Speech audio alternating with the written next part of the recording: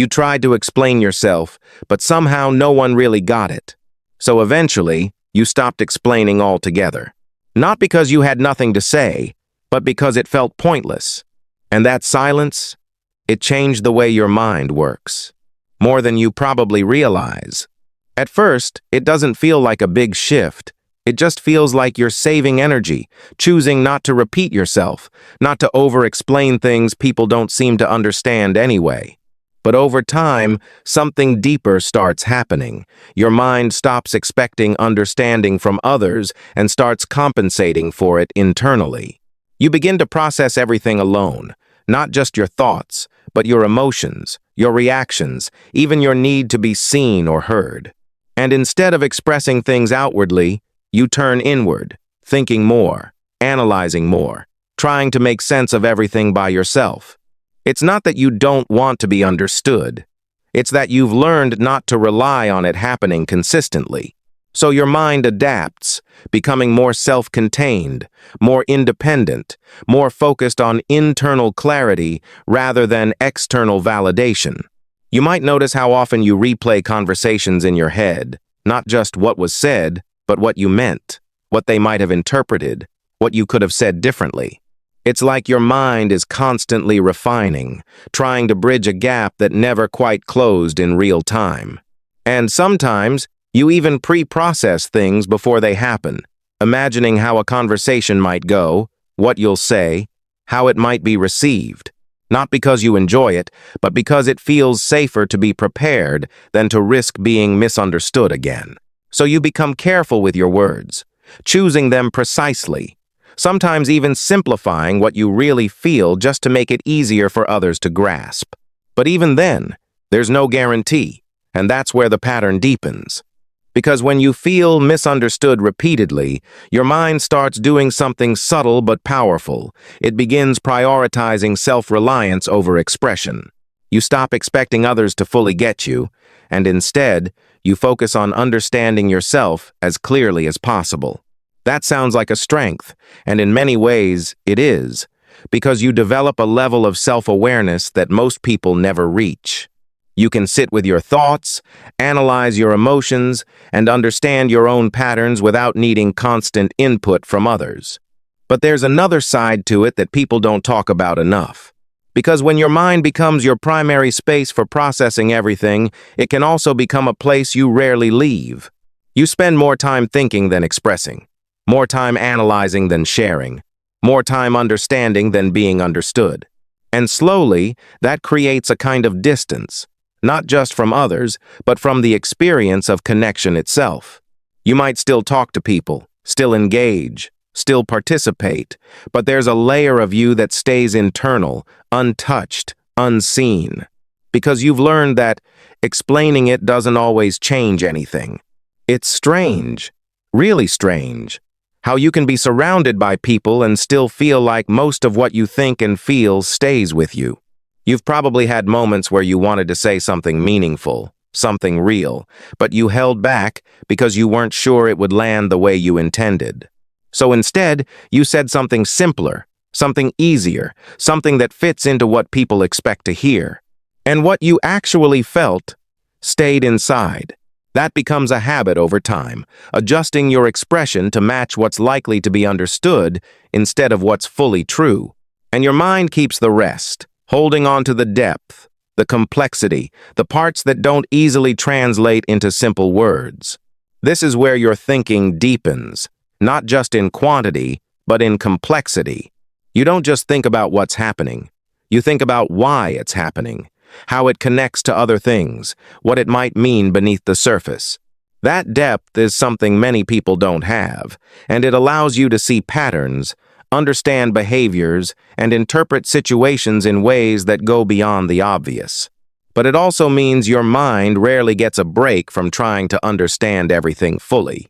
Because when you're used to being misunderstood, you compensate by over-understanding, trying to make sure at least you fully grasp what's going on. And that can turn into overthinking without you even realizing it. Not because you want to complicate things, but because your mind is trained to fill in gaps that others might leave open. You don't like uncertainty when it comes to meaning, so you try to resolve it internally. even if it means creating multiple possibilities, analyzing each one, and trying to decide which one makes the most sense. And while that makes you insightful, it can also make things feel heavier than they actually are. Because you're not just experiencing moments, you're interpreting them, layering them with meaning, connecting them to past experiences. So, something small can feel significant, not because it is objectively large, but because of how deeply you process it. And since you don't always express that process outwardly, it stays contained within your mind. That containment can feel manageable at first, even comfortable, because it gives you control over how you handle things. But over time, it can also feel isolating, like you're carrying an internal world that rarely gets shared in its full form. You might even find it hard to explain how you think, because your thoughts don't always come in simple, linear ways. They're layered, connected, sometimes hard to put into words without losing part of what you mean. So instead of trying to translate all of that, you keep it to yourself. And that reinforces the cycle, because the less you express, the more your mind becomes your primary space for everything. In today's world, this pattern becomes even stronger. Communication is fast, surface level, often reduced to short messages where tone and depth can easily be lost or misinterpreted. So your mind works even harder to fill in those gaps, analyzing messages, timing, wording, trying to understand what's behind what's being said. You reread things, not because you're unsure, but because you're trying to capture the full meaning that might not be obvious at first glance. And that keeps your mind active, constantly interpreting, constantly trying to understand. But here's the part that changes everything. Your mind didn't become this way to isolate you. It adapted to protect you from the frustration of not being understood. It gave you control, clarity, and a way to navigate situations without depending on others to make sense of things for you. That's not something to get rid of, it's something to understand. Because the goal isn't to stop thinking deeply or to suddenly expect everyone to understand you perfectly. It's to recognize when your mind is compensating for something that might not be happening anymore. Not every situation requires the same level of internal processing, even if your instinct tells you it does.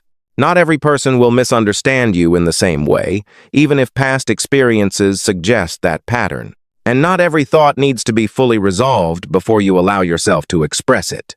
That last part, it's important, because sometimes waiting until everything is perfectly understood before speaking means you never fully say what you feel. And that keeps the cycle going. But if you allow yourself to express things imperfectly, not fully processed, not perfectly structured, something shifts. You give your thoughts a chance to exist outside your mind, not just inside it. And that can feel unfamiliar at first, maybe even uncomfortable, because you're used to having control over how things are formed internally. But that discomfort isn't a sign that something is wrong, it's a sign that something is different. You're not losing your depth, you're expanding where it exists. You're allowing parts of your internal world to become external, even if they're not perfectly translated. And over time, that creates something new.